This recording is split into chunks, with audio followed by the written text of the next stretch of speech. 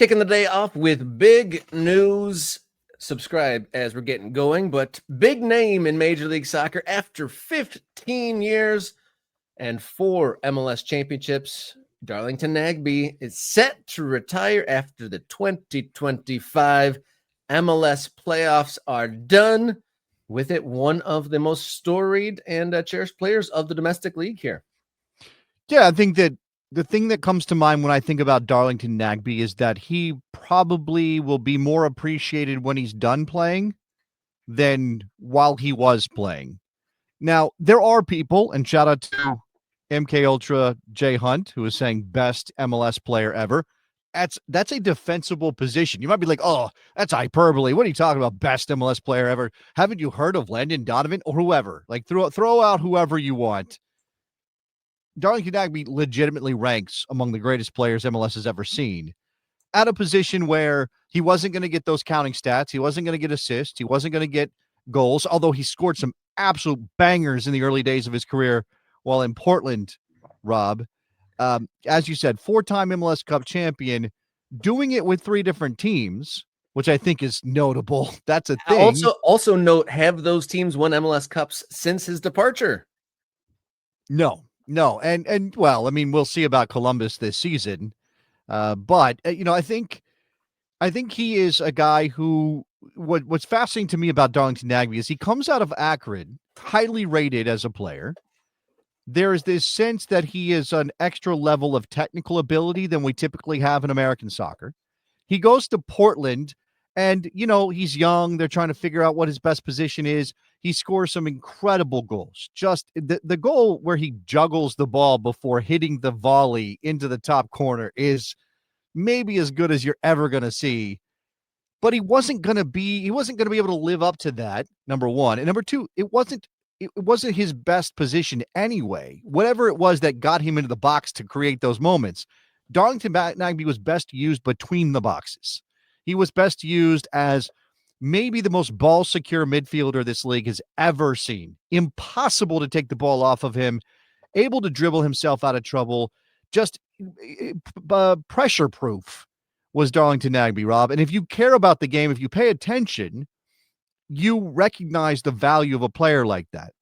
And so, that thing about, was he exactly what people thought he might be from his earliest days? No. But did he fail to meet a standard that we set on? No, because he just moved from one kind of role to another. And then we could talk about the national team part of this story too, because that's mixed up in it. Yeah, it certainly is. But seeing him in person, I wish I would have seen him in person younger. I didn't see him until he got to the Crew. And you're right about ball security, press resistance of this player.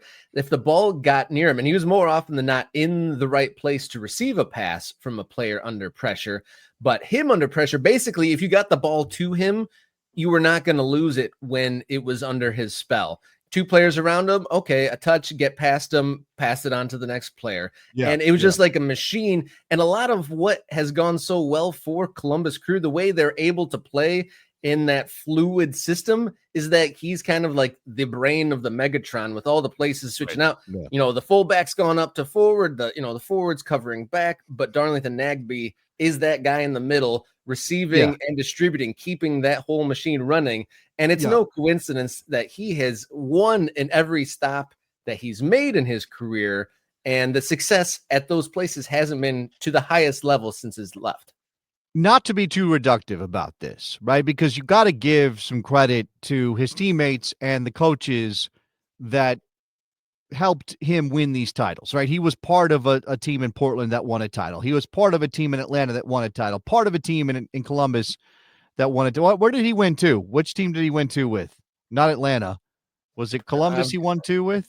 Yeah, I've got it up here somewhere. I think that's right. I think he won 2 in Columbus. So the thing that you I don't, again, without being reductive and without taking away credit from his teammates and his coaches. 2 in Columbus, 2020 and 2023. Right. Darlington Nagbe may have been the biggest reason. I mean, in a team sport, it's tough to say, but the biggest reason that his teams won titles. And use whatever analogy you want, right? The key cog in the machine. You take out this one piece, and the whole thing breaks down. It just doesn't work. Or maybe it keeps going, but it's sputtering along because it's not quite the same. Now, I believe he did miss the MLS Cup final for 2020 because of COVID. I think he was missing from that game. But he helped that team get to that point to be able to win that title, right? And obviously, he has been crucial in several places, which only says, especially in a midfield position, how much centered around him. Now, if you took him out of those teams, do they win those titles, Rob? Can we prove that? No. Obviously not. I mean, yeah, like you said, there's a lot of people on the field, but you got to say, Atlanta much better during that era. Portland much better during that era, and Columbus has benefited. Yeah, I mean those teams benefited from Darlington Nagbe there. I just without making it about his national team career, because that doesn't take away from what he did in MLS or the trophies that he won or how important he was to those teams. And also keep in mind that there are lots of people who will probably ding Darlington Nagbe because he never went abroad. He never took his talents to play in Europe, and he absolutely could have thrived in I think in almost any situation. He would have found his way. I do think he was that good. Again, I can't prove that because he never did it, but that's the sense I have. And lots of people who watched him play and know the game inside and out would tell you as much. He was clearly a homebody. He was a guy who wanted to be close to home. It's why he went back to Columbus after the Atlanta period. It's why went back to Ohio, rather. It's why he chose not to play for the national team as long as he could have, right? He was part of the 2018 failure to qualify, not his fault, but he did not continue on with the national team, maybe because of that experience, but also because he didn't want to be taking the trips all over the world during international windows. He wanted those moments to be with his young family. And I don't know that I can't criticize him for that, but it will be a factor in how people see his career. Yeah, kudos to him. I mean, an example of someone prioritizing their family, and especially difficult. I'm sure there's plenty of players who would like to do that, but the outside pressures of having a public-facing position and a position people envy to be in, to take all opportunities that are given your way. It takes a lot of character to say no to an opportunity, and kudos to him. And I wonder if there'll be more folks out there rallying for Columbus, seeing as how this will be his last year. Also, side note, did Caleb Porter kind of make a career out of having Darlington Nagbe in his squad? He came up with Akron together. They came up in Portland together. How much Nagbe-free success has Caleb Porter had? Very little to none. Yes, that is a good point. That's a good point, Rob. Side note, some other guy called Jordi Alba announced his retirement as Don't know who that is. Who's that? Jordi? That sounds like a fake name. You made that up. Jordi? Is that the character from Star Trek? I don't think that's a real person. I think the soccer player probably has better vision than the Star Trek player or Star Trek cast come on. member. But first of all, Jordi, who also hosted Reading Rainbow, incredible range on that guy. Jordi had the technological advancement. He probably saw better than scientific readings on that thing. He can probably see through stuff. Jordi Alba can't do that. Now, of course, look, notable that Jordi Alba's retiring, and partly notable, not only incredible career. All right. Like the Miami period has been an odd thing. And I think it's changed some people's perceptions maybe of Jordi Alba. I don't know. But he did sign a 2-year extension through 2027 just a couple months ago. And here he is saying, nope, I'm done. So if you want a little bit of a conspiracy theory, here it is.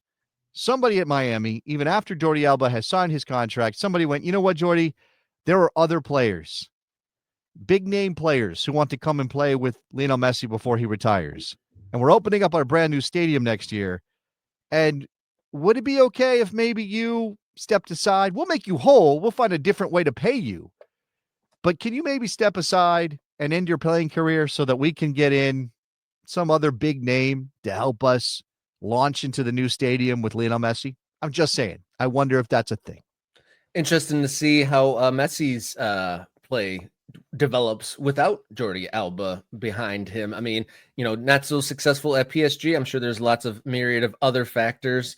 And then, just having his buddies, he's going to be the last one left. It's like the fading picture. All of his buddies are leaving until Messi's the last one of his gang left in the group photo. So kind of a crew and Inter Miami both have, do it for the Gipper sort of a vibes going into the postseason this year. We'll see how that plays out. And, you said Alba's, time in Miami kind of weird. Plenty of highlights though Yeah. for Oh, no, no, for no. him. He's done some great stuff. I mean, he's been a part of one of the best teams in MLS the last couple of seasons. It's just, again, Miami took on this villain role in Major League Soccer circles for several reasons, but I think one of them is this sense that these players are entitled to some sort of extra better treatment, that Alba, Busquets, Messi, Suarez are taking advantage. I don't know what the right word. They're obviously, after the events in Seattle, there's already a negative perception of Suarez, but he only doubled down on that.